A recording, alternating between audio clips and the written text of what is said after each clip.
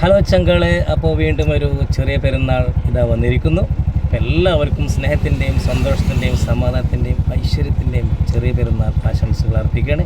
ഇന്ന് ഇവിടെ വണ്ടൂർ സ്റ്റാൻഡിൽ മണൽമ സ്റ്റാൻഡിൻ്റെ ബാക്കിൽ പെരുന്നാൾ നമസ്കാരം നടക്കുന്നുണ്ട്.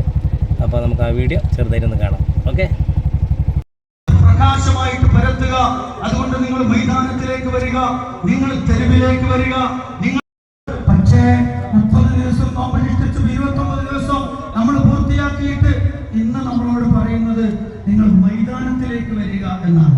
മൈതാനത്തിലേക്ക് വരിക എന്നാണ്. അല്ലാഹുവിന്റെ റസൂൽ സല്ലല്ലാഹു അലൈഹി വസല്ലം ഒരൊറ്റ പ്രാവശ്യം മഴ പെയ്തത് കൊണ്ട് മാത്രമാണ് പള്ളിയിൽ വെച്ചിട്ട് പെരുന്നാൾ നമസ്കരിച്ചിട്ടുള്ളത്.